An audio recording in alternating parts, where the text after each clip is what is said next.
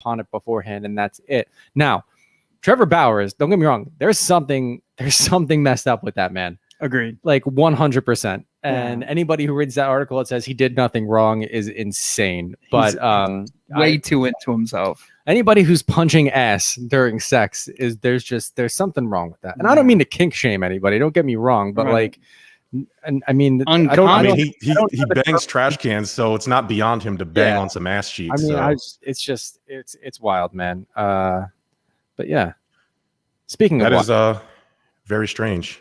Well, guys, let's talk about cats.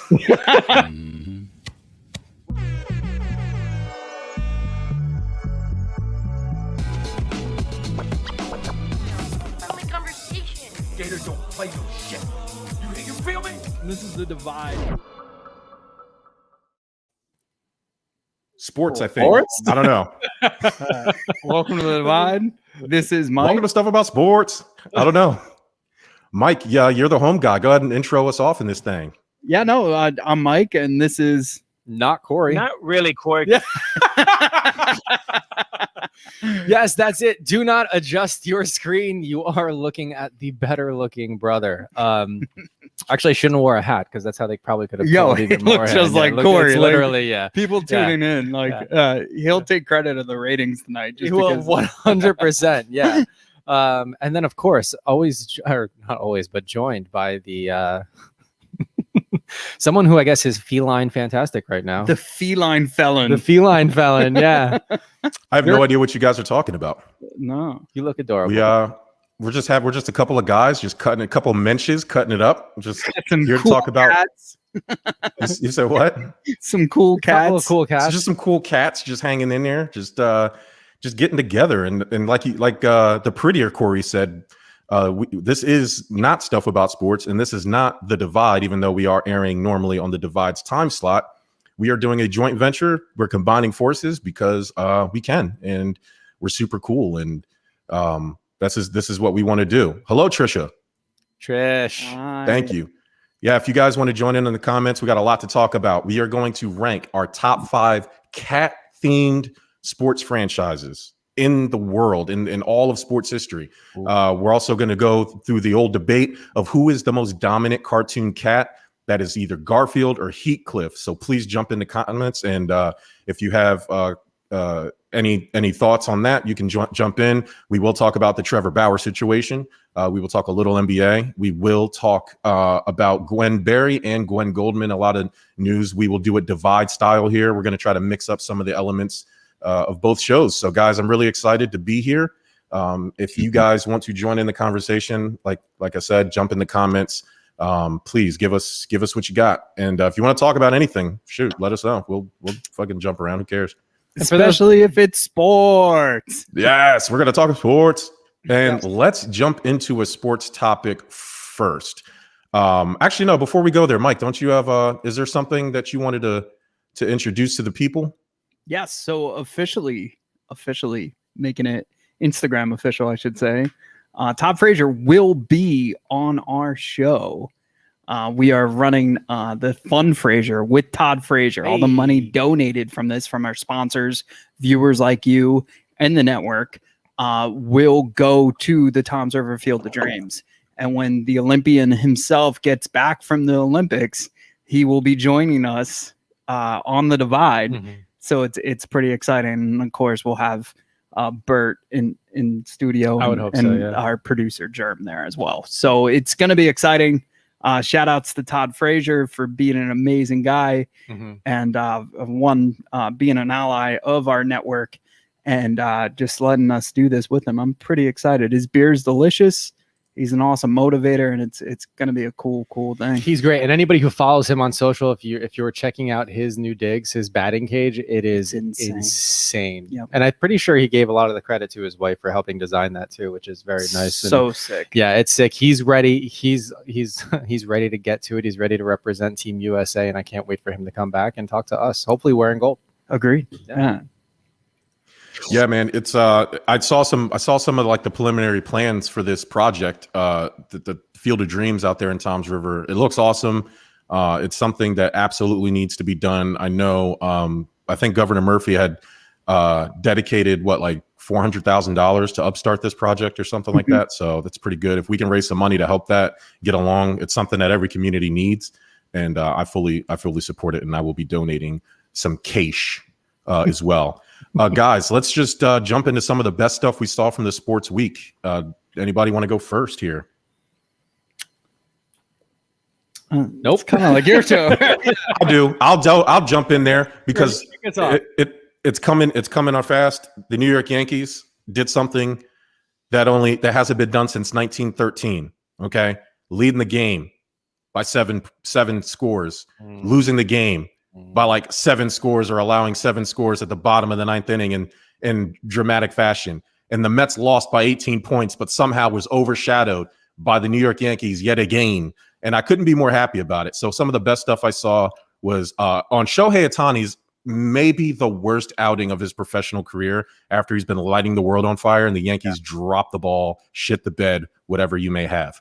We absolutely lit him up. And then, you go into a rain delay with a lead. And then at the end of the night, I didn't stay up for the game because it was super late. And woke up this morning and do like my normal routine, which is immediately go and check scores. And I was like, you've got to be fucking kidding me. How do you blow this? Especially lighting up Shohei Ohtani. I mean, it's insane.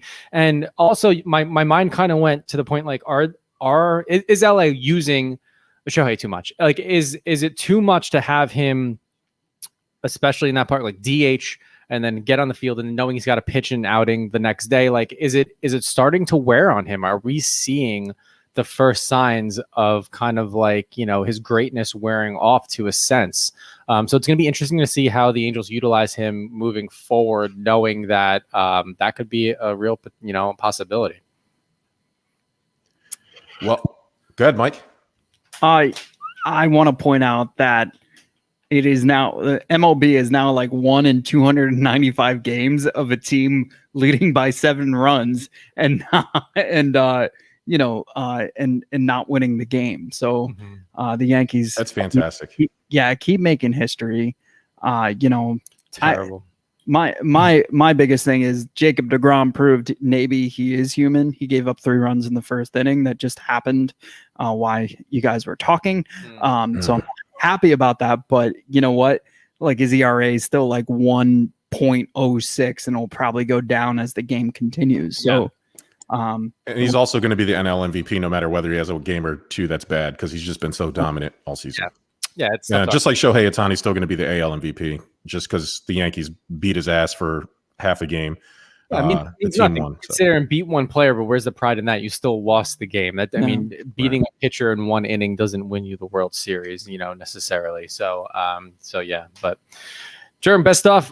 NCAA. I mean, and this is kind of older news now, but players can now make money off of their likeness. They can sign autographs. They can get cash. It's Supreme Court overruled it. The NCAA is now crying completely because they know they're not going to cash in on their players.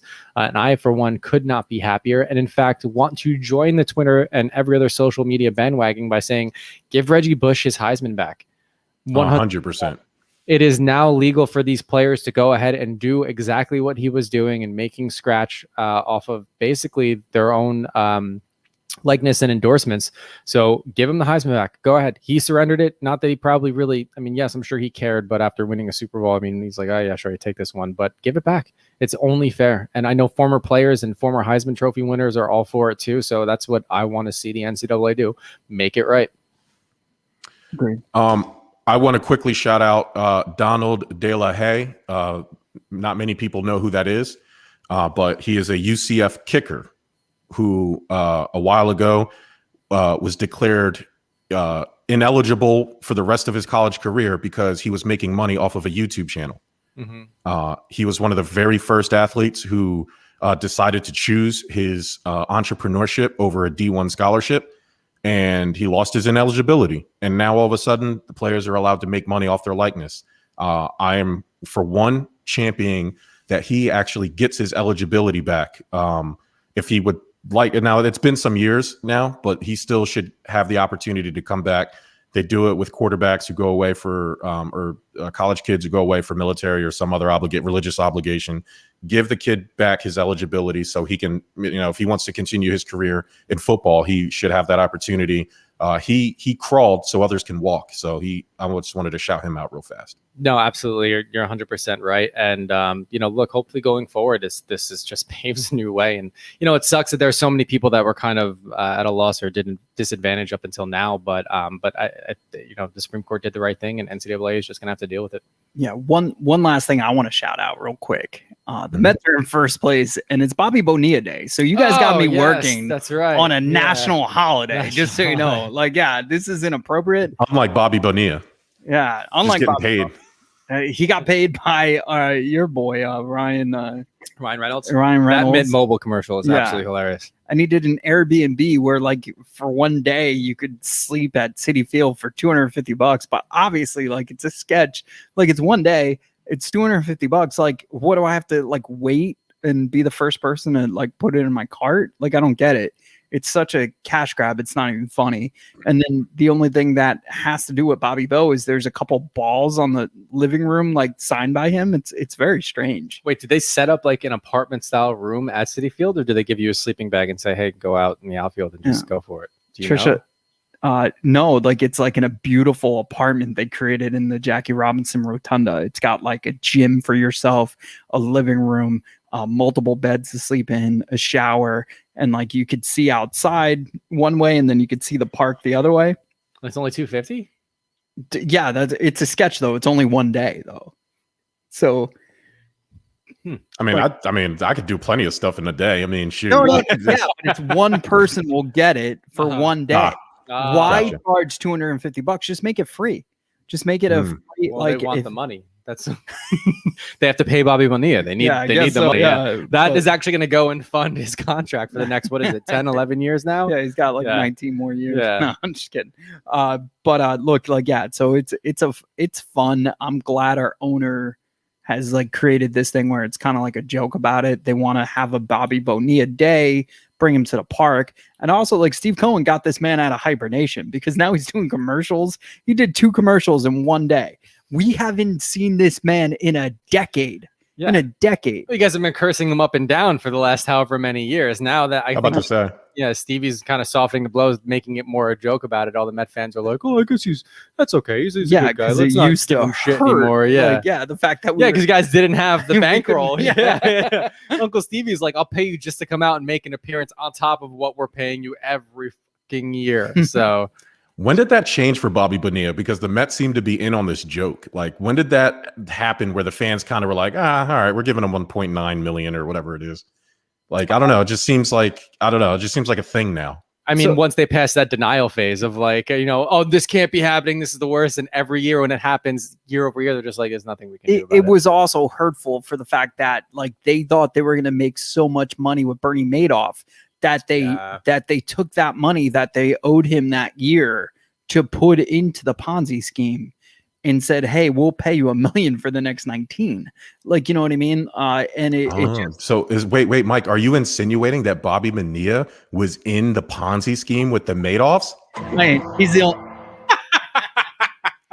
he's the only one that made off with any money from that whole scheme.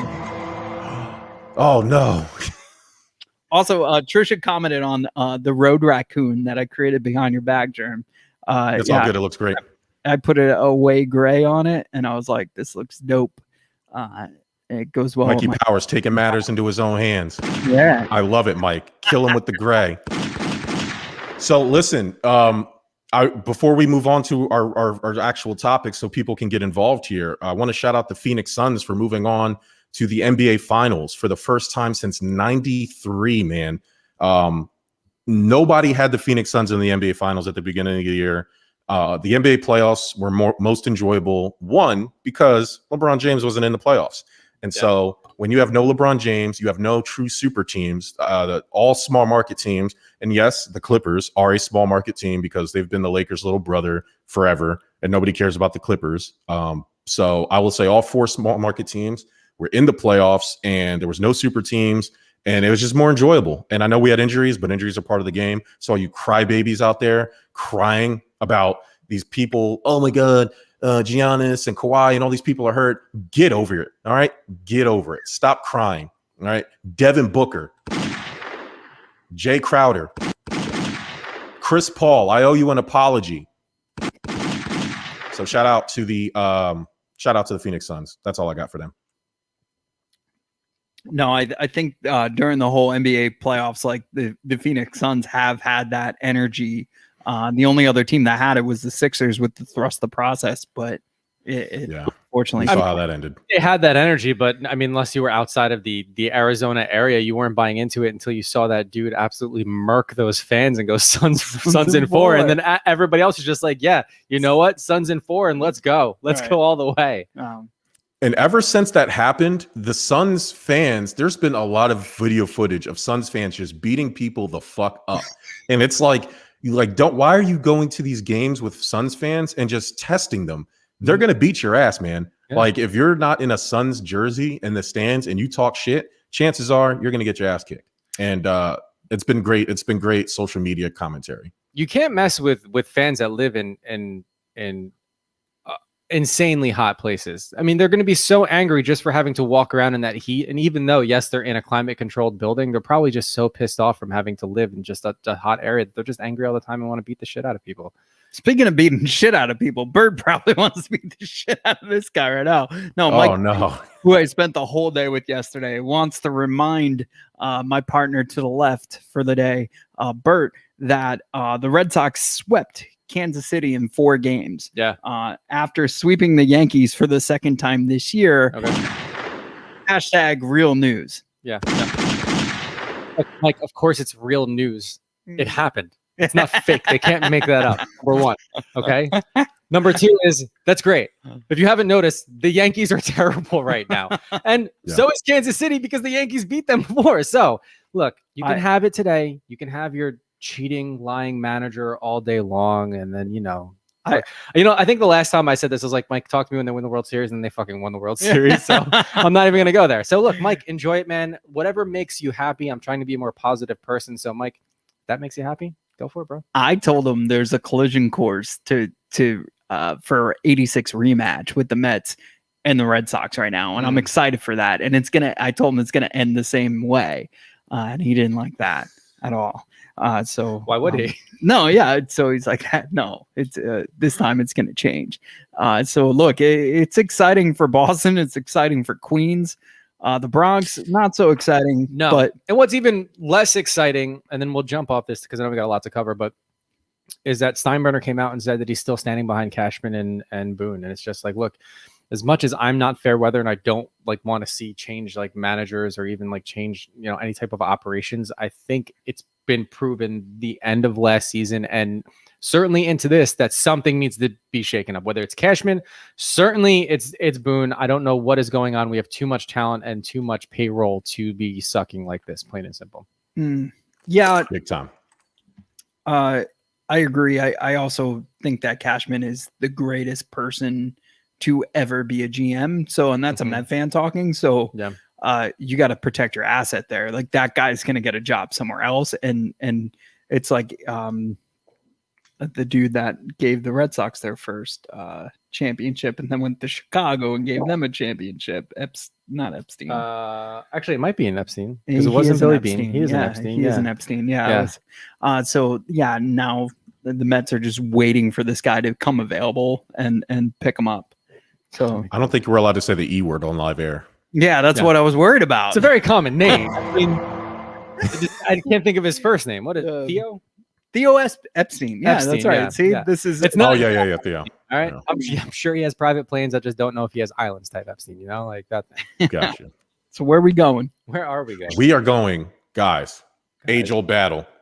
All right. There's 2 cats that dominated our childhood. Okay. Yeah. And for me, this is like the pancake and waffle question. All right. If you choose one of these cats over the other, I'm going to judge you. All right. So the future of this network, the future of our friendship and our brotherhood hangs in the balance. And the question is rather simple. Okay. Who you got? Garfield or Heatcliff? Just overall, who we think is better and smarter. who was the better cat overall? I mean, Garfield got way more pub, but I mean, we've watched the show. This isn't for you kids out there who don't even know who Heathcliff is. I need to know, who do you think is a better cartoon cat? Who did you enjoy more? Oh, yeah, that changes it. Are you picking first? Or Yeah, I can go. I'm. You know what? No, I'm sticking. I'm gonna go with Garfield. I am, and here's why. Here is why. If they were gonna fight, I mean, I'm sure you can throw hands, and Garfield is lazy. But when it comes down to being smart, Garfield is the fucking man, dude. He's got his owner wrapped. Dude eats lasagna every single day. He's the cat definition of not giving, like 0 F's to give, plain and simple. So I kind of respect that on a level. I deep down want to be that cat where I'm just like, I'm going to do whatever I want, not apologize for it, you know? Hashtag Heathcliff has more fun. Yeah. Like, it's just clearly like he's street smart. He's out there. His storylines are way better. You know, and it just feels like a part of me when I watched his show, as opposed to Garfield, was just a lazy prick who used his cat privilege to get over on people. Personally, I will say it. Thank you. Okay, Garfield is exactly what's wrong with the world today, guys. Okay. Mike just said it. Laziness, gluttony, attitude, somehow always gets what he wants. So he continues to be that way. Too many people in this world are overweight. All right. Too many people are relying on their masters to give them everything they need, manipulating all of their friends to always be lazy. Heathcliff is from the streets, quite like myself. All right. And he's not a saint. He's tricked people. He's lied. But you know what? If he wanted something, he went out and got it by any means necessary. Heathcliff is by far the better cat. Like Mike said, has way more fun. You know what Garfield's going to do. He's going to lie. He's going to eat lasagna, and he's going to be lazy, and he's not going to do anything. He's going to make other people do it. And then that's it. But Heathcliff's about to scrap. Yeah. I mean, look, I'm sure he has more fun, but I'd much rather just get my way every single time, which is Garfield, 100%. Nah. Also, a little stat correction here. It is Heathcliff, right? Is it Heathcliff or Heathcliff? Heath. It is Heath. It's typo. Certainly an H in there. That's what threw me off. I was reading it off of that. So I spelled it. I spelled it how I would say it. Yeah. So I was like Heathcliff. Heathcliff sounds a little edgier though. Heathcliff sounds like, you know. Did Garfield just win the debate because we got the name wrong? No. Garfield. But Heathcliff is like he would have a tagline like, "You got to catch some heat," you know, like. Yeah, it sounds a little baller. Man, Heathcliff will beat Garfield's ass, bro. And we all know it. It's, I mean, yeah. Oh, yeah. I mean, no doubt about that. But Garfield can also go in the middle of the street, shoot somebody, and still sell 1,000 books. While he's eating lasagna. Right. Oh my God. Lasagna's gross too. That's another reason why Heathcliff is going to win, because lasagna is gross. Anybody, I mean, Jesus. Also, Garfield is just like a good fella. He's just like, he's eating lasagna all the time. He's just like, you know. What was the stupid dog that like he would convince to do everything? Odie, right? Isn't it Odie? Sure. Odie? Something like that? I don't know. I want to say yes. Yeah. I don't like that they make the dog stupid in all those shows as well. That doesn't. The owner was dumb too, though, right? Like John. John. He had to be dumb. He's getting tricked by his own cat. Plus, he's feeding his cat lasagna. Cats don't eat lasagna. I would. First off, John, bad owner. Somebody call PETA on John.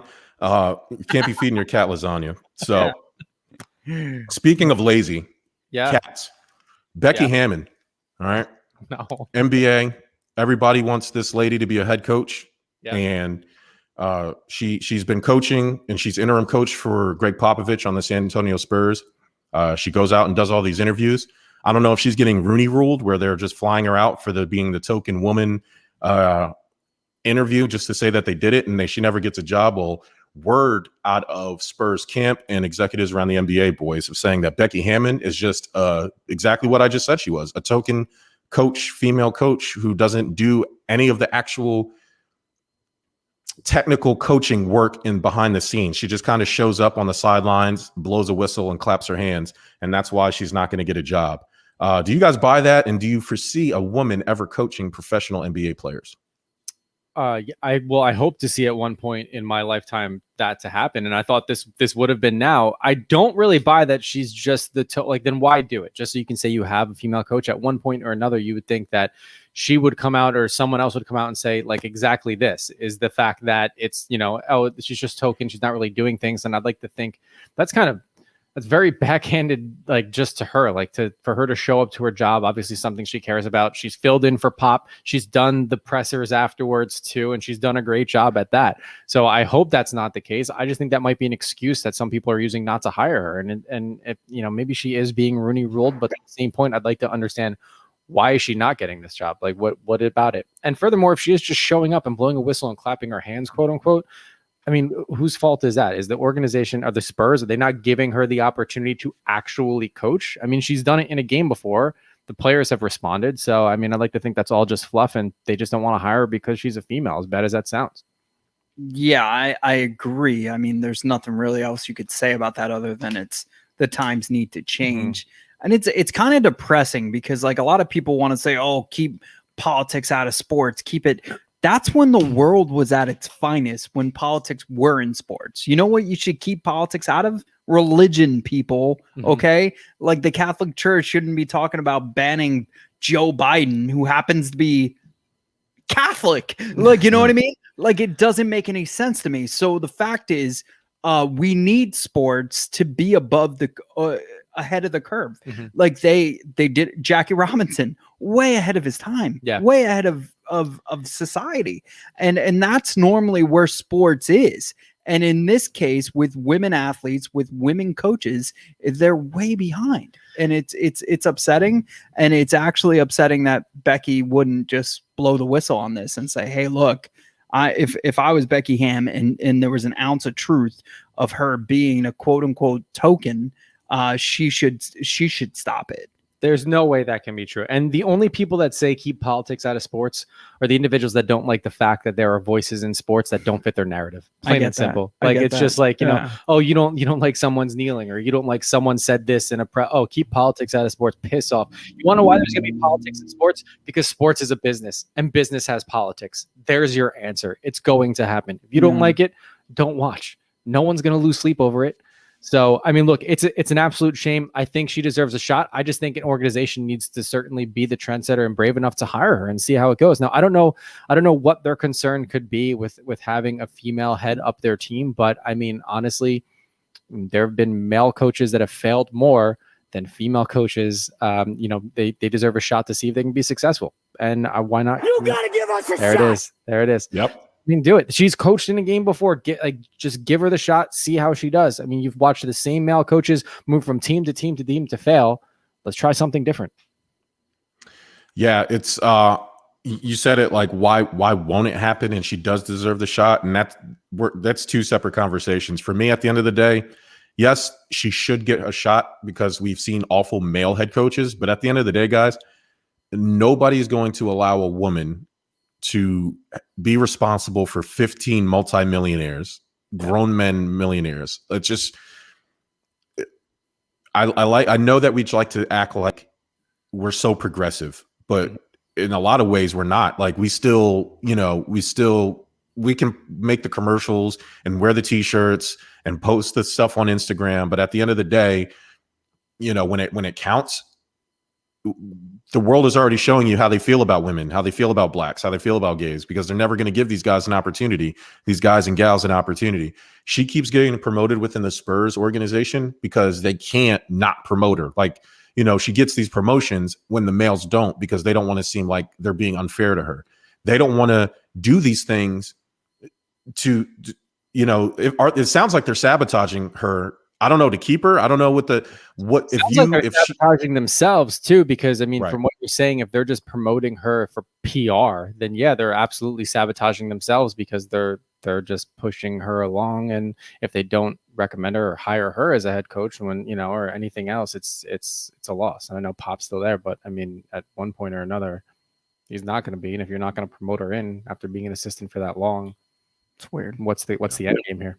Maybe that is the end game for her to completely replace that man. But who knows? Yeah, but my thought process on that is, if that's the case and she was promised, hey, you're going to take over for Pop, kind of like the Josh McDaniels, why he doesn't interview for head coaching jobs often is because he's been promised the Patriots after Belichick leaves. Then why is she going out and doing interviews? You know what I mean? Like, it just, to me, it doesn't make sense. And hopefully it's not what it sounds like. All right, guys, let's go ahead and rank these things. Top 5 cat-themed teams in sports. All right. I was thinking about doing a draft, but I think we should just rank them and we'll just all do our 5s. We'll all do our 4s. And I will start off with my Number 5. Yes. Our number 5 is the Minnesota Lynx from the WNBA because they have had the best female basketball player to ever live. And her name is Maya Moore. So number 5 for me is the Minnesota Lynx. Man, I didn't even think of them. My list is so boring, but I went the Bengals. Number 5. Yeah, not because of their team, and I mean they've been kind of trash for a while now. But when I was thinking about rankings and how cool team names are and cat names, I just went the Bengals, not the Bengal Tigers, the Bengals. Even their uniforms are just kind of except for their black kit, which I know that we talked about because they're going to unveil that this season. That looks really good, but there's nothing really cool about them at all. So that's why they're my number 5. And it doesn't help that they're just perennial losers, right? Like they were a better team. Yeah. If they were more successful, I'm sure there'd be something to it. But number 5. I went with the Panthers because we saw Florida Panther and it wasn't that impressive. Wait, so are you talking about you're talking about the NHL Panthers and not the NFL Panthers? What? He's talking about anybody Panther. Any Panthers. Okay. I don't watch hockey, so I went NFL. Oh, so you wouldn't even know. Yeah, but the Florida Panthers much smaller Panther, more manageable Panther. It was very very small. Yeah. Although I almost jumped in Bert's arms. It was terrifying when you see one in the wild. And by wild, I mean the Orlando area. Disney. I gotta be honest with you. People don't believe us, and I'm starting to doubt myself if we even saw one. We were drinking quite a lot on that trip, so I don't know. A cat came out of a tree. It was a large cat. We thought it was a panther. Oh my gosh! It growled at us. Yeah. It growled. It was still daylight out. We saw it. It saw us. If this thing was a house cat, it was the biggest fucking house cat I've ever seen. Yeah, it was the Heathcliff it was at least Florida. 2 feet long. It was insane. It was the Florida Heathcliff at the very least. At the very least, that wasn't a Garfield because that dude was looking lean. He wasn't eating lasagnas. Yes. He looked like he was eating people. He looked at me and said, "Let's get it on." Yeah. Oh my gosh, we almost lost you that day. I'd rather have a night with Trevor Bauer than that cat. Oh no. Welcome to the divide. Yeah, we'll get to that guy. Right, so number 4, huh? Number 4. Wow, holy crap! Where do I go from there? All right, I'm gonna go with because they're cool. I just like their colors. I wish they were a better team, but I'm gonna go with the Detroit Lions. That's my number 4 too. I like their colors. I think it's cool. There's not a lot of lions, so lion in the cat world. Let's represent. Yes, let's go. I went with the Bengals for number 4. Number 4. Yeah. Sweet. I had the Lions higher up on my thing. That's nothing wrong with that. Well, here's the thing: the Lions, the rest of my list are champions. Like you have to have titles. You have to have or something. You have to have representation somewhere. Lions forever been losers. Minnesota Lynx, they had one good player. And so I had to represent. We are now down to number 3. My number 3, cat team. Oh wait, no, they're not. Jacksonville Jaguars. Basically, I know they're not champions, but they had some early success earlier. Area. And they had one of my favorite quarterbacks of all time and one of my favorite running backs of all time, Mark Brunell and Fred Taylor. So I had to shout out those Jacksonville Jaguars. Plus now. They finally got it right. They finally are going to turn the tide. Luck came their way, and they landed Tim Tebow. And so now they're going to win the Super Bowl. So because of my guy, your guy isn't even going to make the team. How dare you? How dare you say something like that? I don't believe that. If anybody says I use the board too much, I will reference this episode. It'll pass. It'll pass with me. Not really, Corey. Oh, sorry, habit. Whenever I disagree with somebody, I hit the button. My number 3 is the Detroit Tigers. It's solely from Yes. Miguel Cabrera. He's just a monster and he's a machine. He continues to be one. So, yeah, that's my number 3 cat team pick. Damn, this is where I went with the King in the Jungle, the Lions. Mm-hmm. I got a lion in my pocket. I'm lying. But listen, that's number 3. For me, I just think of Megatron. I think like that was a lot of fun to watch. And I feel like they're a respectable team to watch on primetime TV. So I get it. Not a lot of championships there, but at least in the cat world, they're superior. So I went to the land for my Number 2. number 2 team. I went to the land of college, and that's the Arizona Wildcats. Championships galore, basketball, female college sports dominant, and so the Arizona Wildcats are my number 2 team. Cool. I went back to the NFL with the Panthers. It's still going to be a dope logo for me. I like their colors, and even their mascot's kind of cool too. Despite the Cam Newton era, I know you're a big fan, Jerm, so I still think it's all the way. So this is where I go network style on you. So we had Hojo on my last show of the Mike show, and who cares? Man. I'll strangle you. I'll strangle you with this microphone. Just kidding. I watched that episode. I know. I'm just kidding. But Hojo won his first chip with the Tigers. So we got him from the Tigers. He cut his teeth with the Tigers, and so that's why I went with that. Okay. All right, nice. All right, guys. Number 1 in the land of college, and I thought about this long and hard. And like I said, I have to go with champions. You can't have a cat themed team. Little known fact: cat themed teams in the NFL are 2-19 in Monday Night Football appearances. They're awful. They have no luck. So I couldn't be the Bengals, and it couldn't be the Panthers, and it couldn't be the Lions for me. And I said, well, what is the most winningest cat football team that I could find? And you have to travel down to Louisiana, guys. Those LSU Tigers. All day, every day. Ed Orgeron sounds like a swamp monster. He can't coach anywhere other than Louisiana. So shout out to LSU. Very nice. I'm finishing my number 1. A lot of people don't think they're a cat team, but their logo says differently. We're going over to Smashville, baby, with the Nashville Predators. Plain and simple. They're a cat all day, and there's nothing cooler than being a Pred. Nice. So, my team was already mentioned, but again, I'm going network. William Richardson, the Jags. So Properly rated. Yes, properly rated. Yes, sir. Go watch his sideline story with Will and Cody. Helped produced by the Give Us a Shot Network. Gave a resurgence. I watch him. I watch the Jags a lot. I'm rooting for him. I'm a fan of Will Richardson. And then also the connection to the Giants with the Jags as well. Although he's not there anymore, but our guy TC, Tom Coughlin, pretty much created what they have going on down there. And now they got Jesus in their life with Tim Tebow.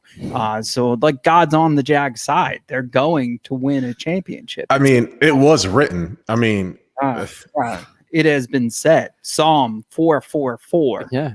It said, and God is a Jags fan. So that's why he couldn't help Tim when he was a Bronco or when he tried to be a Met or anywhere else. So it's, Bert, well, as you know, they have the Devil's Lettuce in Colorado. So there was no way he could support Tim Tebow while they were freely smoking that hashish in his presence. So the blessings were blocked. What's up with Queens? How come was Jesus not allowed there or what? It's the Jets, man. I mean, all right. So listen, graciously, awkwardly, segueing into rough sex? Oh, it's easy. My number one was the Oh Predator. my Speaking of Predators. Yeah, about to say, speaking of Predators, guys, Yeah. just to set this up for anybody who's been living under a rock, LA Dodgers, serial cheater, trash can banger, and now we can add ass cheek banger to the resume. I didn't sign Trevor off Bauer. this header here. Why you got to bring my boy into this? Oh my god. Oh, we'll get there. We'll get there. We're doing it divide style. Okay. Great. There's a lesson to be learned here for Trevor Bauer, Mm. who was accused of strangling a woman he was having sex with until she lost consciousness on multiple occasions. Repeatedly punched her in the face during sex, left her with injuries. There are pictures. They actually look pretty bad. She required hospitalization, and she actually has a domestic violence restraining order on Trevor Bauer. Guys, bedside manner. Derek Jeter, obviously Yankee great, sportsman great, well-noted philanderer of women, had a process here. He had a process where he made the women sign NDAs. There was a checks and balances thing that he went through to kind of avoid this situation. Trevor Bauer in this situation. Now you can go read the story for yourself. It's a lot of he said, she said, but there's something to be said about a process that I can appreciate of Derek Jeter. He would never be caught in such peasantry like Trevor Bauer has. This is rookie shit, no? You mean sexual assault? Like he would never be caught sexually assaulting someone? I mean, they signed an NDA, so it's not like they could talk about it. Jesus. Right. Like that was the biggest rumor about Jesus. Jeter, aka Jesus.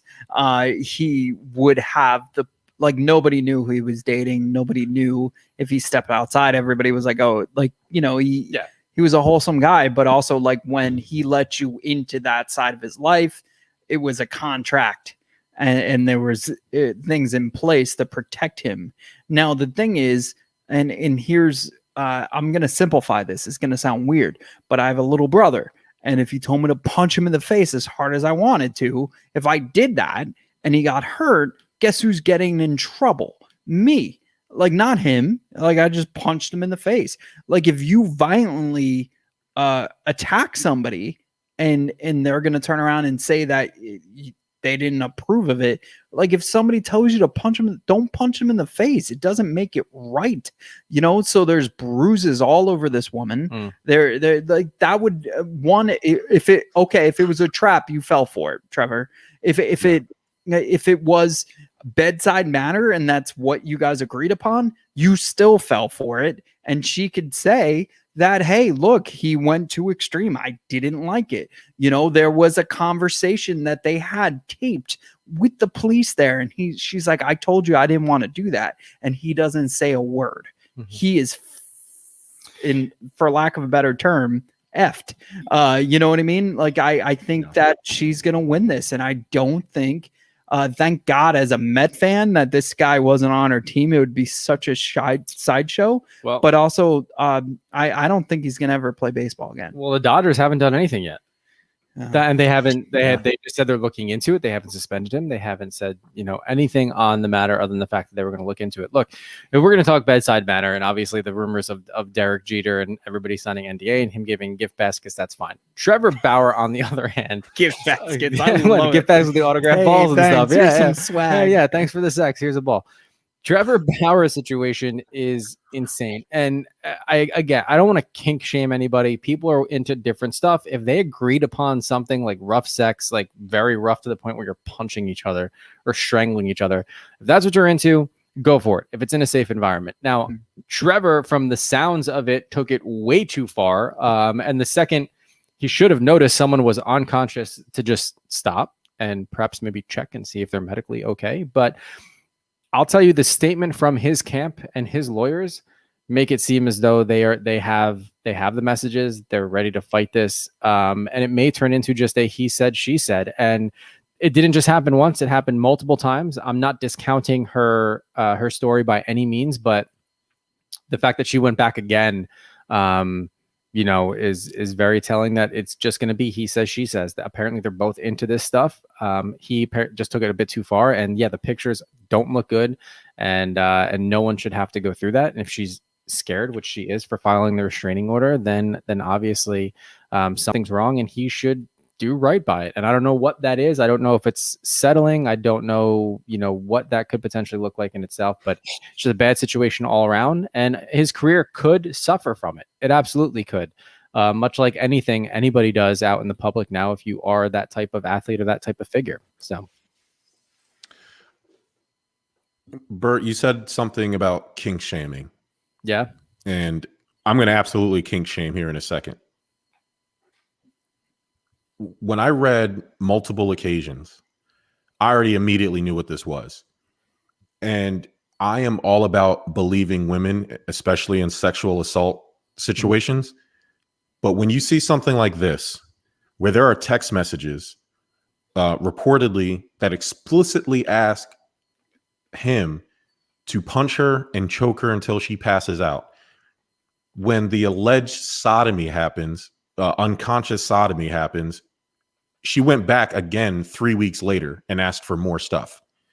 It sounds like on the surface, and I'm always willing to wait for more information, that she wanted this to be something more, and he just, was into whatever this 50 Shades of Grey shit that he's into, and that's where he wanted to keep it, and she didn't like it, and now here we are today. I hate saying that out loud, but that's exactly, I call things how I see it. This is awful for the women who are caught in that type of life, that deal with that, because when it really happens to them, this chick is going to be the martyr here. Look, they're all asking for it. We've seen this story 1,000 times. And so I hate when stories that come out like this, because I have to do a deep dive into what she's saying to make sure that it's actually believable, make sure what she's saying is the truth. Because women are scandalous, man. We've seen women set up dudes. We've seen men be in prison for 20 plus years for rapes they didn't commit. It happens because we are so quick to just believe women, and we should, but we should also wait for information. And based on the information they're given, like you said, Bert, the team hasn't even suspended him, let alone MLB. Yeah. Now, I don't expect Rob Manfred to do anything correctly, so I'm sure he's just going to let the Dodgers handle it. But the Dodgers have to be all over this, and they haven't done anything yet. So, and I'm sure they have way more information than what's out there. And, I'm sure they talked to Trevor immediately, and I would assume that someone from their operations department or legal team said, whatever you guys have, we need to have, otherwise you're going to be suspended. And they went through a process. At least that's what I would hope, unless they're just winging it, which wouldn't surprise me either at this point. I think we as the public have, we're making our assumptions now based on what we know, because that's what we do. And we need to hear, we need more information. Part of me doesn't want more information. A part of me just wants, hey, listen, you guys take care of it, and go from there. But yeah, look, it's not a good look, but unfortunately recently, with the Yasiel Puig thing, this happened. Look, she had a call with the police on the line. It was recorded with Trevor. They discussed things. He apologized even after the fact. There were reports, and she admits it, that he followed up with her, wondering how she was, if she was okay. Again, it doesn't make it right for what he did, but we do need more information on the matter, because it did happen multiple times. And yeah, look, it's not good. And she was beat up 100%. It's awful all around. So we should just wait and see what happens. And I know there's a mob out there telling everybody he should lose his job. He doesn't. And there's a mob out there saying, we don't believe her. I think she's all in it for the money. Everybody just sit back, wait. I'm sure more is going to come out. But honestly, at this point, Mike, I think you leaned into it with your example. As a player, there are other more discreet ways you can go about getting this taken care of. Yeah. You need to stop this shit. And where I think it was the second line of the article, they started DMing on Instagram. That is your first mistake. If you don't know them, if they're a fan, if they follow you and you start on Instagram, that's not, especially with what you're into, avoid it at all costs. You don't know what you're walking into. And, again, take care of it more discreetly when you know that your profession isn't going to be on the line, even though if you may have agreed upon something through text message and so on. So we'll see how this plays out. But overall, I think players just have to be smarter in this situation. And don't get my words twisted. I'm not saying be smarter so you don't get caught with sexual assault. What I'm saying is, be smarter in terms of, if you are into weird kinky shit like this, where you're literally beating the shit out of one another, make sure something's in writing. So if it does go awry, everything's taken care of. Don't worry. Society will give him a pass because he's white. So even if he's wrong, he'll get that.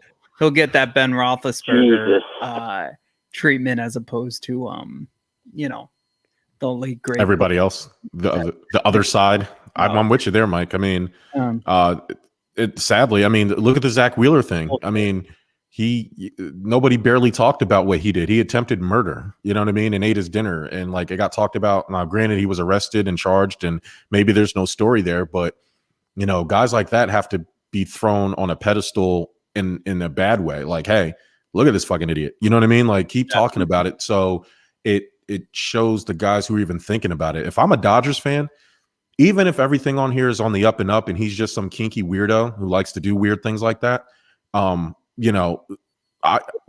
would never want my starting pitcher, my star pitcher, to be involved in such dangerous activity.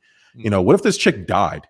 Even if it was all consensual, what if he hit her so hard that he caused a brain hemorrhage or something and she fucking died? Now what? You know what I mean? It's like murderer. Now he's a murderer. You can't, even if you choked her out to the point where she passed away, like, you're a murderer. You murdered somebody. I can't, Bert, kill me right now live on TV. Like, it doesn't make it okay. Right. Yeah. Choke me. It's like, it's not worth, like, what it can't be worth it, man. Like, like you can't get that. If you don't go and just do what everybody else does and go down to Brazil or Dubai and get peed on like everybody else.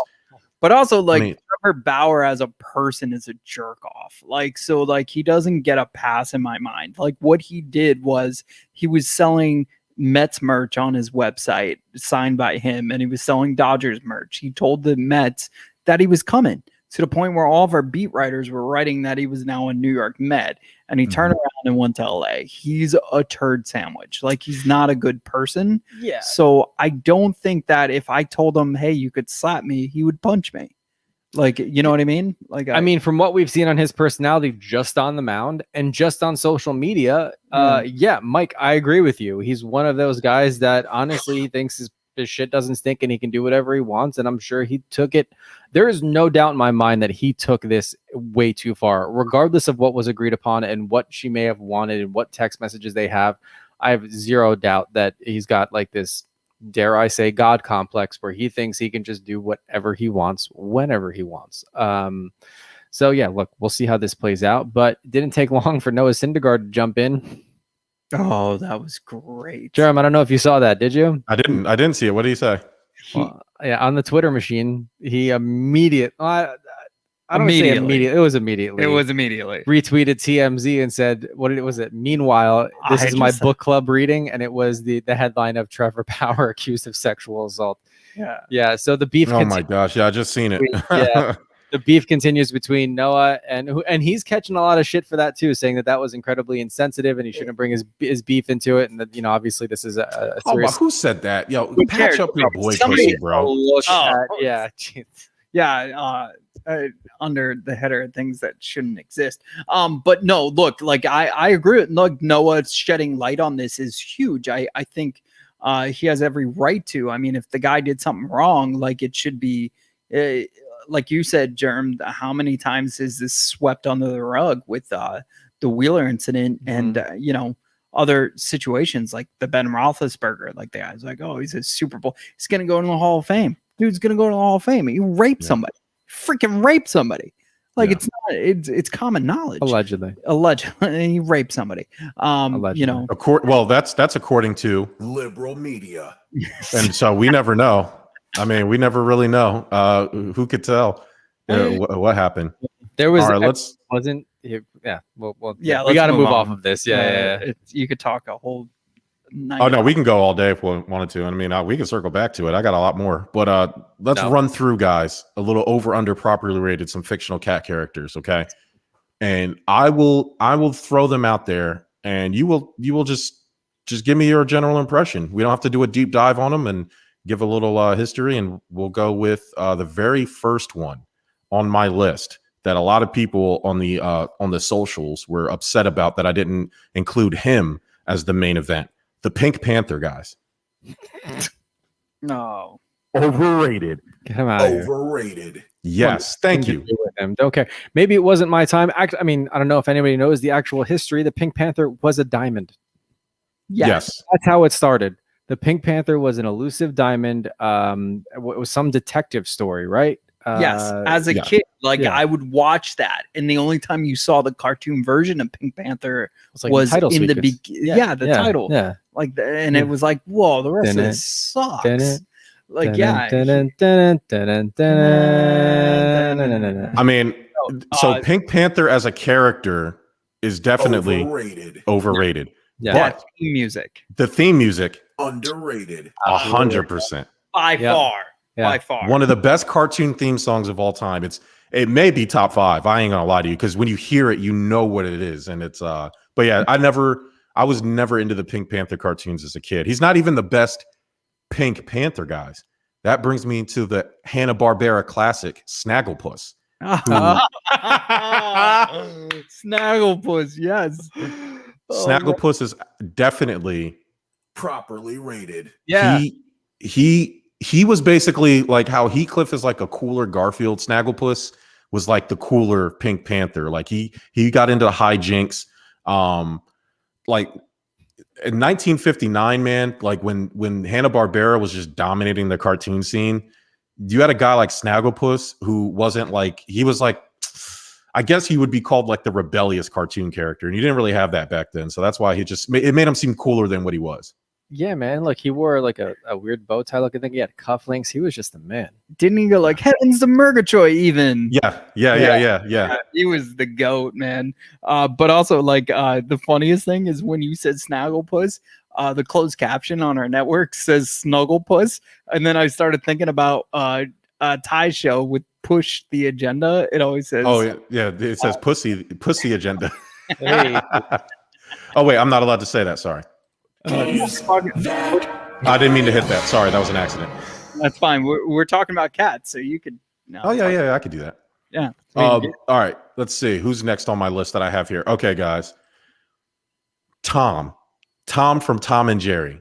Give it to me. Overrated. Yeah, awful. Dude's a bum. He could never catch him. He's a cat. Like, Agreed. in all that time, Yeah. you're not going to catch that mouse. And granted, yes, I know the people shouting like, "Oh, they're writers." No, he's overrated. Get him out of here. Yeah, he's Tom. Oh, go ahead, Mike. a bootleg Sylvester. That's fair. Overrated. Yes, Tomcat overrated. Mike, that actually brought the next one on my list. Sylvester the cat. Overrated. I think he's properly rated. Yeah, probably properly rated. Yeah. Actually, Properly rated. Sylvester the cat is most definitely properly rated because he did catch Tweety at some times, but then he also had the bulldog Bruno on his ass. So, you know, he was still the star of the show because it wouldn't work without Sylvester. So I think you could like Tom and Jerry. Jerry is cool without Tom. Like Jerry would just be a cool. Tweety Bird's not really cool without right. Sylvester the cat chasing his ass. So A couple of times Tweety got on my nerves, and I was like, you know what? Let's catch this fucking bird. Break that bird's neck. Break his neck and eat him right in front of Granny. Like, let's go. Also, is Tweety a girl or a guy? I always a feminine character. I don't think we're allowed to assume Tweety's gender. I think it's one of those things. They. It's a they. It's a bird. A shim. It's a plane. All right, guys. Simba from Lion King. You can't say shit. Underrated. Yeah. I mean, are we talking young Simba or old Simba? See, this is the thing. We've got to know timeline here. No, Simba. Like I can't. I have to judge you for your whole body of work. Rated. Yo, he's the man. He watched his dad get murdered, tried to blame it on him, came back, killed his uncle, and then continued to just dominate, bro. I'm on Simba. Overrated. Let me tell you why Simba's overrated. Your dad gets killed and you run away. I don't care if I would have died in the process. I would have been slap boxing my uncle. I would have ran right on home, told my mom. I would have done so many other things. He just dipped off and believed his shady ass uncle the entire time. I like how you called him weak for running off and not fighting his much older uncle, but then said something tough like he should have ran and told his mom. I mean, He was running for his life. Oh man. I would have slapped my uncle. I would have slapped my uncle, then ran home to my mom, straight to my mom's house, and said, "Yo, Uncle Scar just killed Pops, man. What are we gonna do about this?" She would have got all that. I mean, look, the women run the pride, so like, let's go. Yeah, I mean, would. we're not going to talk about how Mufasa and Scar were the only male lions. So I think Simba's girlfriend was actually his cousin. I mean, or his sister. Can we I also mean- talk about the fact where Scar has the lion skull and he's like talking out of it? In the Lion Kingdom, that means in order to become the king, you have to like eat the other lion. So that means Scar ate Mufasa. So in my mind, Scar, Underrated. yeah, he's totally underrated. I don't think Underrated. Yes. he started from the bottom. Now he was there. Like, granted, he didn't last that long, but that's at least a decade. I mean, think about it. Simba was a little cub, and he had to grow up to finally beat his old ass uncle. Like, get over it. Like, Scar ran the kingdom. Yeah, he ran it into the ground, but he had fun doing it. I mean, he didn't starve. Everybody Well, else. that's another reason why Simba's overrated. That's literally, you just said it, Mike. He waited mad years until he was an adult. Scar was like, what, pushing 60 in Disney years? Like, do something sooner, you bum. You're going to wait till he's old and busted to go kick his ass, and then you barely won. Anyway, Simba, you weak as hell, man. Yeah. Enough Simba. All right, guys. Last one. And I'm kind of cheating here. And I'm going for brownie points. Okay. King T'Challa, the Black Panther. Oh, no question. Underrated. Yeah. Underrated. Now, I got something for Ryan Coogler in the Disney heads, who are proceeding with Black Panther 2 without Chadwick Boseman. Rest in peace to the King. Now, I get it, man. You don't want to recast the Black Panther, and I'm here to tell you that you're wrong. You absolutely should recast the Black Panther, and I'm going to tell you why. Chadwick, people aren't stupid. We understand that Chadwick Boseman is gone. And this is the problem with like TV in general. They're scared of recasting people, and then it ends up ruining the show. And that's my fear for the Black Panther franchise. You're going to make a Black Panther movie without the Black Panther, or you're going to make his sister the Black Panther, or you're going to make some other person other than T'Challa the Black Panther. What kind of shit is that? I know in the comic books that his sister briefly took over the Black Panther, but you know why it was brief? It's because he sucked. All right. Sure, he sucks. And that's okay to say that. T'Challa, the character, is way too important to Black culture and to the Marvel to just put him on the shelf forever because the actor who played him died. What you're effectively saying is that nobody can ever be Black Panther ever again. And that's silly. Like, continue his story. You honor Chadwick Boseman by continuing his character that he made popular story. And then also Marvel, you can do a quick 15-minute thing at the end of the movie or at the beginning of the movie to honor Chadwick Boseman. But I think literally just shelving his character is the biggest sign of disrespect that you could give him. It's opposite of of what you're trying to accomplish. Yeah, look, man. Look, I agree with you. In a perfect world, the character of T'Challa would, of course, live on in a different actor, and because, like you said, it's incredibly important to Black culture. I think the thought of passing a mantle now, and we saw it with Captain America and how great that was with Falcon and the Winter Soldier, and then Captain America and the Winter Soldier too. I think they had that same process. Like, the Black Panther is a mantle, it's a mask, it's it's the hero. Let's pass it on to somebody else, like his sister, who can take on the mantle and see it. And look, it's Marvel, so there's no doubt that they're going to make it super badass and it's going to be awesome. But there's also the Hollywood side of things, because you have two camps, right? You have the individuals like yourself that's like, just recast and still keep that character in there, and then you have the ones being like, no one can ever replace Chadwick Boseman. And I agree, he was phenomenal. But there's individuals out there that just like, we can't do it, as they run the risk of, like, the same reason why anybody who took up the Joker after Heath Ledger was going to have really rough criticism against him. And I know it's a different situation, but I think that's kind of their thought process in itself. Go ahead, Mike. Yeah, but the difference with the Joker is you have other white people who have done it, and you're like, wow. Like, so like Adam West, the guy with the mustache, refused to. Cesar Romero. Yeah. Right. Then you got the Jedi, Mark Hamill. Yeah, but that was animated. That voice, was before Heath Ledger Jack too. Nicholson. Before Heath Ledger, yeah. Right. So let the Black Panther have all these amazing actors at the helm. I mean, and Batman too. Like we're talking about, oh wow, Ben, you like Ben Affleck, I do. like, right? And now we got who's doing it now? The guy from Robert Pattinson. Yeah, and then also their Flashpoint is bringing back Michael Keaton. Mm-hmm. So they do the same thing. Like it's okay. I get it. Marvel had a lot of success with Captain America being the same guy for a decade, with Iron Man being what's his name, Robert Downey Jr. for a decade. But you don't have to do that with every character. And I think it's more important to the one, like Jerm talks about this. Oh, they're going to make Superman black. They're going to make us a black Spider-Man, and they're going to do this. And he always tells us, like, hey, I don't think this is cool. Like, I'd rather have my own superhero, right? For my culture. And, I think this is the case of them not doing it. Like, it is kind of wrong in a lot of ways. And I don't think it's what the Black Panther would stand for. I'd bring Michael B. I don't Jordan. think Chadwick would stand for that. I think he would, if he had his way, he would tell, if he had another moment, he would say, hey, continue my story. Just cast somebody else. It's all good, because I think he understands how important this character is. And you're right, Mike. I don't like blackwashing of white superheroes. I hate Miles Morales as Spider-Man. You know why? Because it doesn't matter what he does. Peter Parker's always going to be Spider-Man.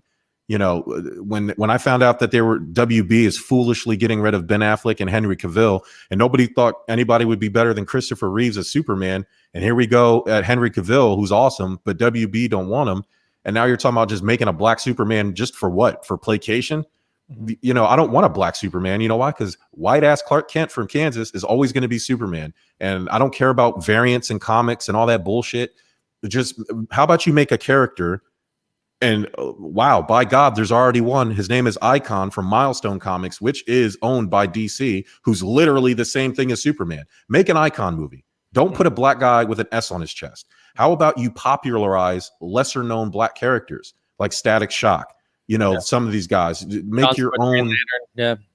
Yeah, a Green Lantern, and Green Lantern is a cop force, so that's different.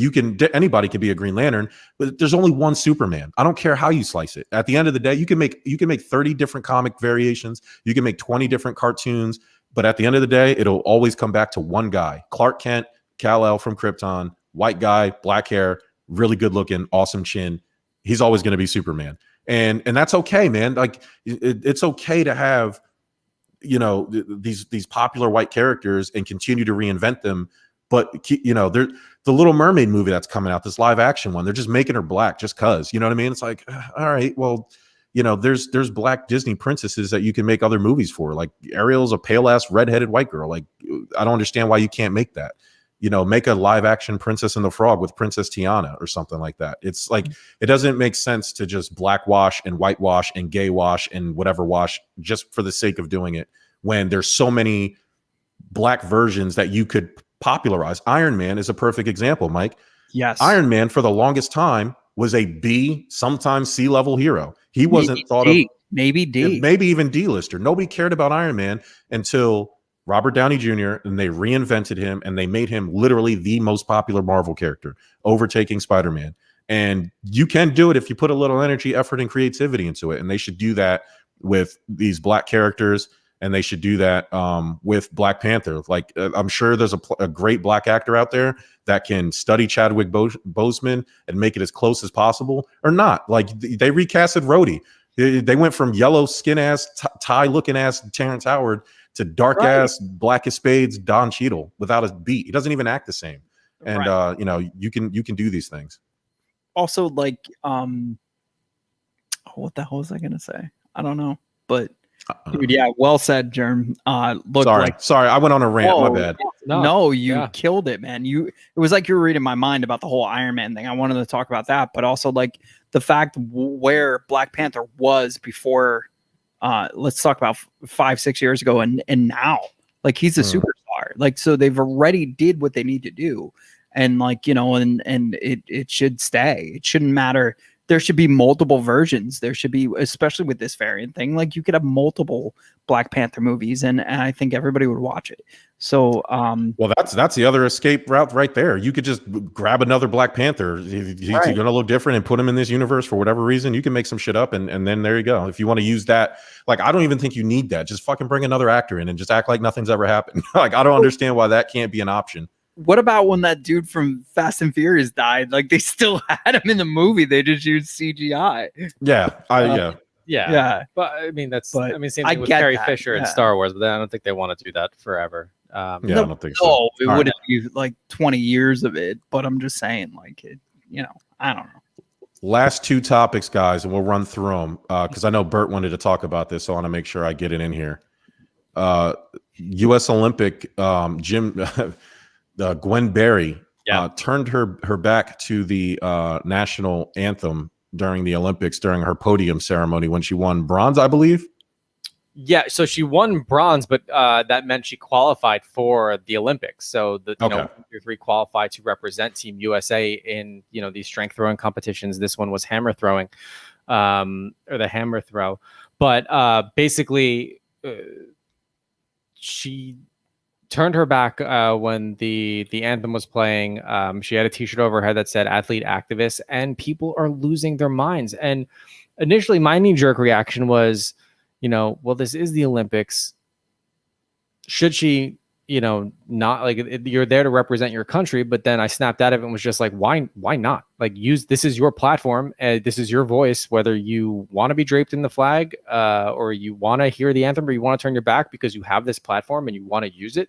Absolutely go for it. And there's a mob out there that's like, oh, well, she should be kicked off the team. If she's not going to respect the anthem, she doesn't respect the country and isn't this. And basically any one of those conservative individuals with an opinions just like, oh, this is ridiculous, it's against this country. The same individuals that were for these redneck hicks storming the Capitol using the American flag as a weapon are the ones that are saying she should be kicked off the team because she's not listening to the anthem or because she has a voice. And this isn't the first time she's used her platform for this. In 2019, for one of the global games, she won gold and actually raised her fist in solidarity during the anthem was playing. And the U.S. Olympic Committee put her on probation for 12 months. This same Olympic Committee that stood by their athletes and came out and announced after the murder of George Floyd, when all the peaceful protests were going on alongside police, saying that they support their athletes being involved in peaceful protests. What's more peaceful than just standing on a platform, either raising your fist or even turning your back on a podium? And granted, I'm not lost on the symbolism here. I understand it's representing the country. It's your flag. It's your anthem. But to the same point, at some level, we've got to respect these athletes who want an opinion and who want to speak for individuals in the country that they're representing. Plain and simple. So I think that Gwen Berry should continue to do her thing. I hope she goes and represents. I hope she medals. And honestly, I hope she does the same thing to give those individuals in the U.S. that have that same opinion a voice until something clicks. And we saw it with Cap. And we've seen it with other individuals. And honestly, if you have it, use it. She's worked her ass off to get there, and she's sacrificed time. She's sacrificed, I'm sure, parties with friends. I mean, you guys know what it's like to be athletes and to compete at this level. Individuals are saying, cut her from the team. Like, you don't work that hard and represent the country because you're that good just to cut someone. She's obviously gifted. She's put in the work. Let her go. Let her use her voice. And that's what I'm going to say about that. So I support her. I think it's all for it. I don't know what you guys think. Well, thank God we have a leader right now that won't cut her and won't allow that to happen. Not necessarily up to him, though. It kind of is. I mean, he would probably pull them all out of there. He's already publicly supported her. So I mean, there's nothing. Right. There's support there. Yeah. So then, she's not going anywhere. No. But this is Jesse Owens. This is, you know what? Maybe if we fixed what we were supposed to fix 50 years ago, all these people complaining about it, then we wouldn't be talking about the same thing. It's a broken record. It's bullshit, And when somebody peacefully protest in the 60s, oh yeah, he was killed. Stop. You're lucky that it's not violent. You're lucky that it's not a civil war. You're lucky that the Black community has decided to take this type of approach. And quite frankly, if it was me, I would be taking a more violent approach, and I still take a violent approach, and I'm just trying to help, and I get angry about it. Yeah, and I'm ready to fuck shit up. So kudos to Gwen, kudos to all of our Olympians. And if you feel that somebody is not, if something is not right in this country, it's your right. This isn't Russia. This isn't Nazi Germany. This is America. And if I want to stand with my pants down during the anthem, I should be able to. And that's it. You know what I mean? And my fathers have died for that. I had my relatives leave Nazi Germany to fight with the Allies so that my family could have rights to America and a passage. They said, hey, yeah, the rest of your family we'll bring them back home. You go fight this war against your own kind. So, I mean, that happened in my family tree. So to think that, this is a lot easier to deal with than that, I would say. Next, I'll tell you what. The next time we go to a baseball game, the anthem's going to play. Mike's going to drop trow. Yo, I can't wait. I can't wait for it. If Jerm didn't stand, I wasn't standing. Like, and you could stop watching the show right now. I don't give a shit. But when we're at that game, they make you stand twice now. It's God Bless America. It's unbelievable. And a little bit of overcorrection. I almost prefer God Bless America. I like God Bless America, and I like a lot of other songs than the anthem because of the history of it. But it's just, dude, it's like it becomes a thing. I'm only doing this so I don't get fined. Like, you know what I mean? It's not, it doesn't have that flair to it that it used to. Well, yeah. I don't know. I mean, look, Gwen said basically, the anthem doesn't speak for me. It never has. She said, I'm here to represent those who died due to systemic racism. And that's the important part. That's why she's going and that's why she's competing. And she, like I said, she's worked her ass off to compete at this level. She's good at what she does. Let her go represent. And the last point I'll make, because I know, Jerm, you want to talk on the subject too, is I guarantee you, if she goes to Tokyo and she brings home gold, no one is gonna say shit. You want to know why? Because she just represented the country and brought home gold. And that's the sad point in all this, is if she goes and she's successful and even turns her back on the anthem, like, yes, maybe some people will complain, but to the same point, like, she just competed for this country. She represented the country and she brought us gold. She can say whatever she wants. And furthermore, even if she didn't, if she goes competes and doesn't medal at all, guess what? If she has a platform, she can still say whatever she wants. We're on this show. We can ultimately say whatever we want, but we scale it back. Obviously, we want to be appropriate for everybody, but we try. Yeah. But yeah, I mean, she's earned that right. She has that platform. And guess what? We live in a country that does have free speech, and she's allowed to do that. Now, not to say that there aren't repercussions. I hope the Olympic Committee does the right thing, keeps her on the team, because that's what it's all about. So the beauty of what Bert just said, and I want to point this out real quick because it's very, very important, is that Gwen did this for people who died, and a lot of people stand for all the military that died or risked their lives to protect this nation. So Gwen is doing it for the people that died unjust from the same country that you're boasting about and standing for. So keep that in mind, people. It's the same. She's giving nod to people that were killed and treated like dogs and treated like inhumane. So it's neither one's wrong. So it's funny when Bert said that some people are still going to be mad if she brings home gold and some people are mad. Yeah, Bert, it's okay to say it, and I'll say it for you. The racist white kind. And disclaimer, I have to say this every time I talk about this. Every single time. Not talking about the cool whites like Mike and Bert. I'm talking about you whites. You whites who know who I'm talking about. And you have friends and family who are those whites that we're talking about.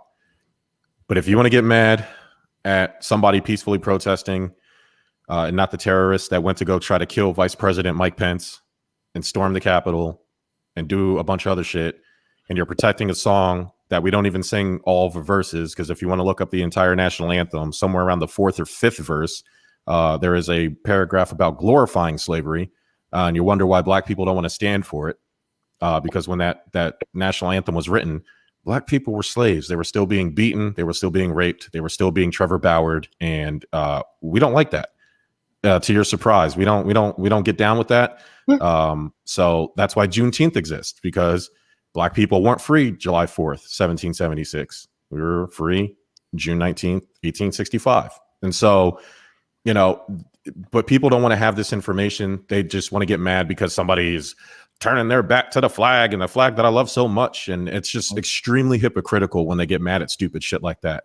When the NFL disrespects the flag every Sunday when they hold it horizontally, read something called the flag code. We disrespect, I'm a firefighter. We disrespect the flag. I had this conversation at work the other day. We're disrespecting the flag because we have the thin red line, just like the cops are disrespecting the flag with the thin blue line. You're not allowed to discolor the flag. Go to your local Walmart. There's plenty of flag disrespecting when you're selling apparel, and Walmart's making money off of it. So don't talk to me about this is about the flag and you love the flag so damn much, because it's bullshit. You're just camouflaging your racism, and that's all it is. Can we get the national anthem taken out of sports and only put it in when you enter a Walmart? No, but so here's the thing. This is where people are stupid, Mike.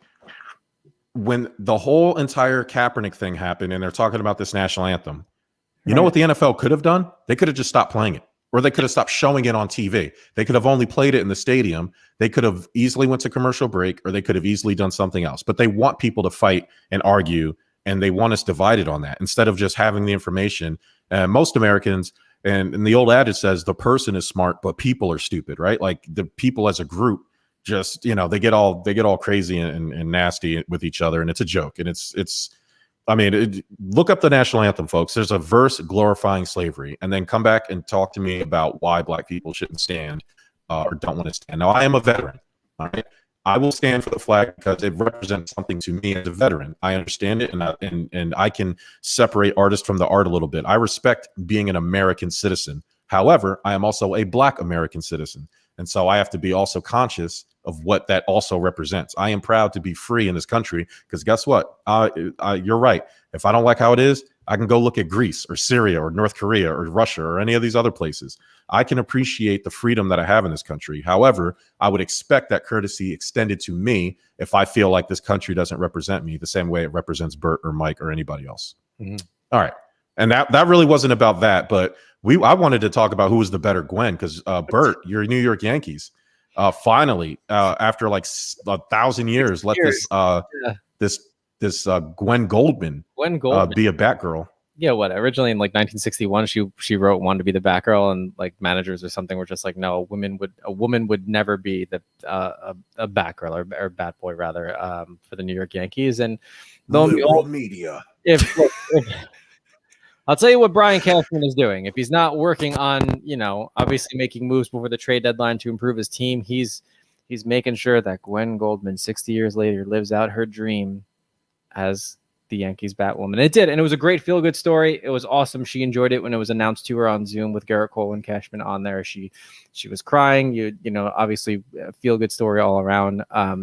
I personally, and I said this to both of you, the thumbnail that you sent me, like the picture that you sent me when she was tipping her cap, I thought for sure before I read the headline that was Steven Tyler in a baseball uniform.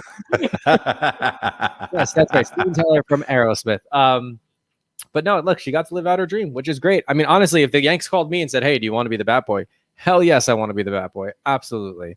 If the Mets call Mike and say, hey, do you want to be the jockstrap boy? Hell yeah, he's on board. Load him up. Let's go. I'm already their jockstrap boy. To be clear. That's hilarious. So look, and to pin one against the other, two vastly different situations. But I think both both feel good in a way. I think Gwen Berry is doing her thing and certainly should continue to have a voice. I think she's going to win it for me because you want to know why? She's going to compete in an international game because she worked hard to get there, and she's going to make sure her voice is heard for everybody she's representing. Gwen Goldman, good for you. You lived your dream, but let's be honest, it was kind of like a gimme. So like you should have become a Met fan. I mean, they said there was no place in their dugout for you. I don't know. Jerm, what's your take on this? It's obviously Gwen Berry. Yeah. All right. Gwen Goldman. I know you're 70, so whatever spine you have left, you should have left it at home. Okay. Why would you want to go back to the team that basically told you, get out of here, woman, and get back into the kitchen because you'll never be a Batgirl for these New York Yankees? All right. Reggie, you won't be brushing Reggie Jackson's mustache today, little girl. Okay. You go home, go make sure dinner's ready, and stay away from Yankee Stadium. And you know what she did when they gave her a call back 60 years later? She ran back. You know what? Have a spine. Tell them to fuck off. Why they didn't want you?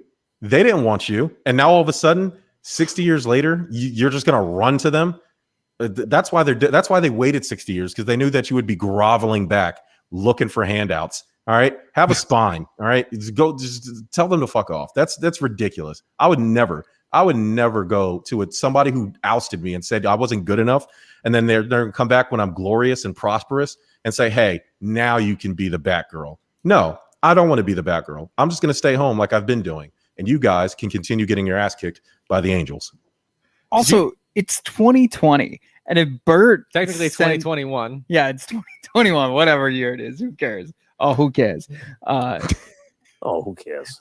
But in all seriousness, it's 2021. Like, if Bert sent a DM to the Yankees right now, it could say, hey, my house is on fire. Do you have water? Mhm. They're not responding. Nope. It might say marked red, but they're not responding.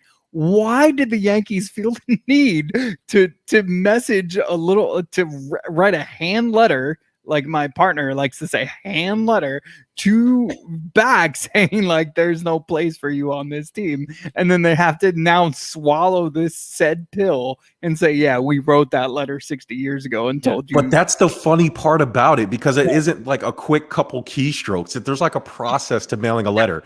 They kept that anger with every pen stroke and said, no way, you will never be. And then they had to like fold it up. So that's like at least 3 folds right there of anger. And then some angst inside the envelope. Then they had to lick the envelope, put a stamp on it, send it to the mailroom. Like, there was a whole, she probably didn't get it for like 2 weeks later, because who knows how the postal service was working back then. It was 1960. It was the only way to send a message, though. I mean, that, like, what are you going to do? I mean, you could have called, but I mean, the letter makes the statement quite clear. This is why in 1,000 years, Santa has not replied to anybody's notes. You know what I mean? Could you imagine this at Jerm, to your point? Like, if she was on the phone, like, oh, Brian Cashman, yeah, fuck off. If you imagine if she was like, I'll tell you what, I'll come carry a bat when you fix the pitching situation, prick. Let's go. Yeah, for sure.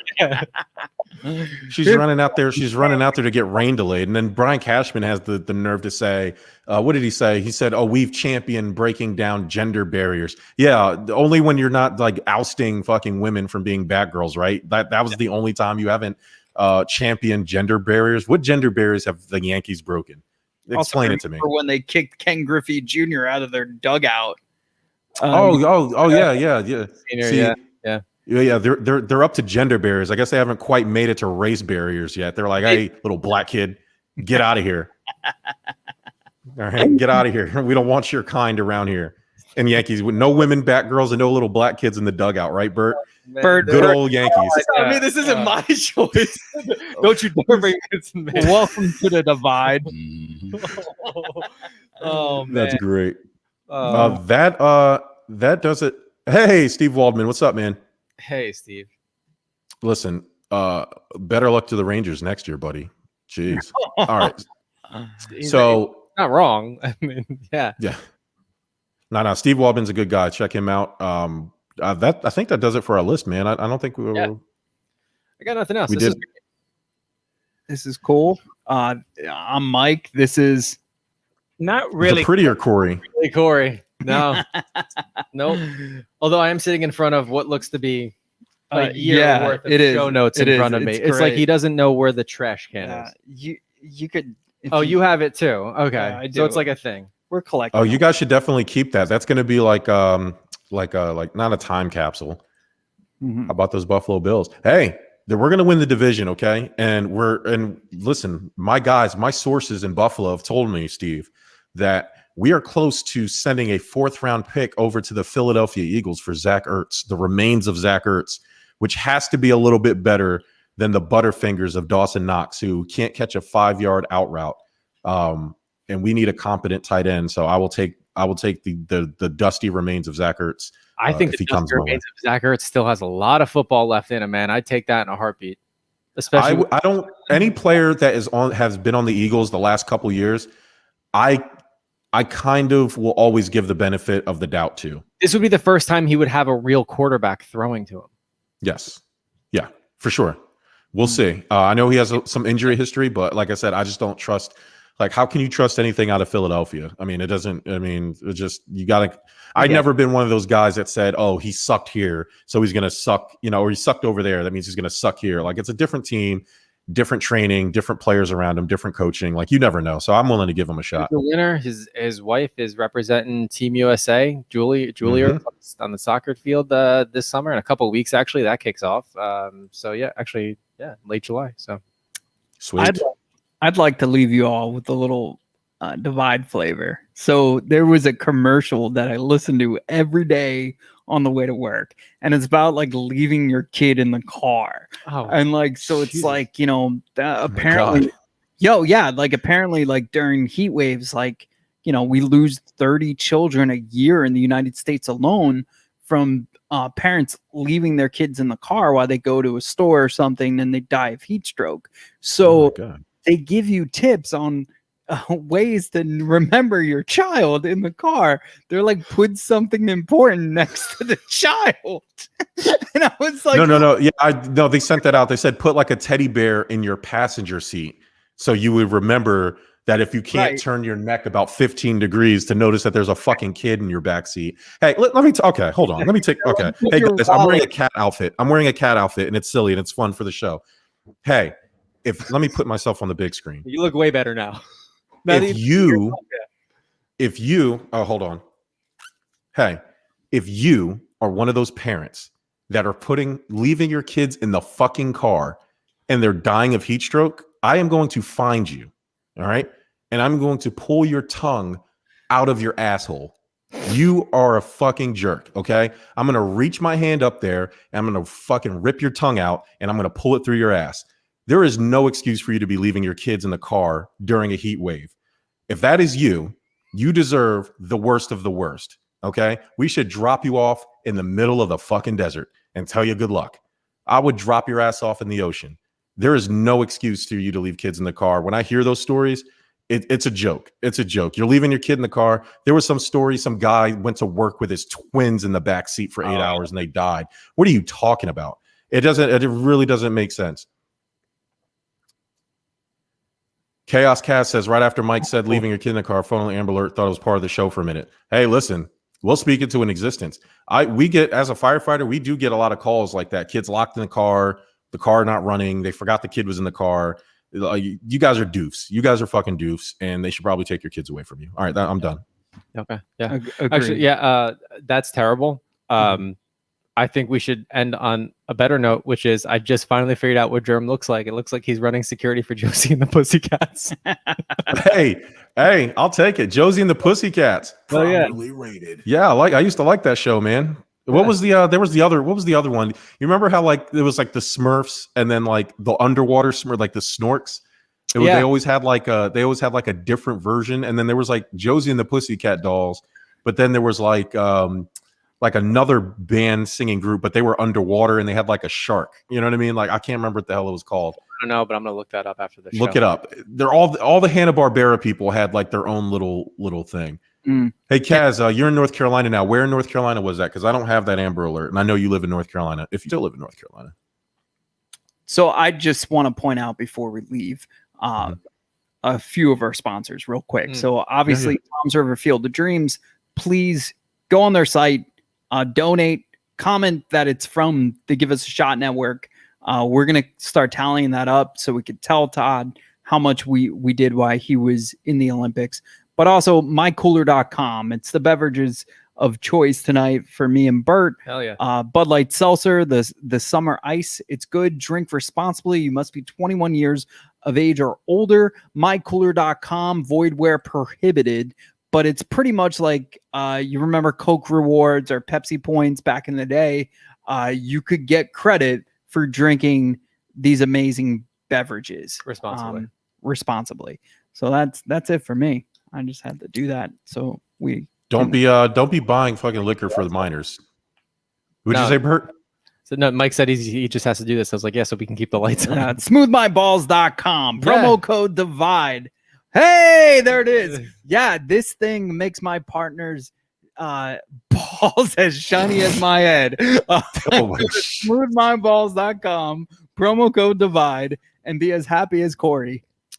Be as happy as he's got Or nice, Becca, I should smooth. say. About to say, yeah. And especially right now, he's on vacation in California with smooth balls drinking wine. So good for him. Yeah, Good for him, man. They're nice. There's not much better feelings than nice smooth balls, like freshly just dangling there and some when you're free balling in some basketball shorts and they're just dangling there. So anyway, we reached that point in the show. Yeah. Oh my god. All right. Hey boys, this was awesome. Tell Corey to go on vacation more often, or better yet, maybe we should just have Corey join us, and then we'll do like a mega show throwback style. Does anybody have any parting words for anybody? Words of wisdom?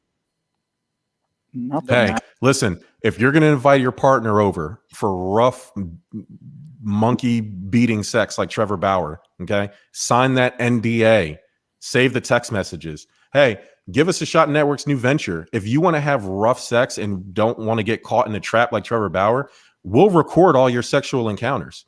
Oh wait, no, okay, never mind. We won't do that. Okay, all right, everybody. I'm not gonna give you that kind of shot. No, yeah. No, we won't give you that shot. But hey, it might be smart to do some surveillance for your own personal records, like Yasiel Puig, Trevor Bauer. Call Yasiel; he knows what to do. For Mike and for Bert, I am Jerm.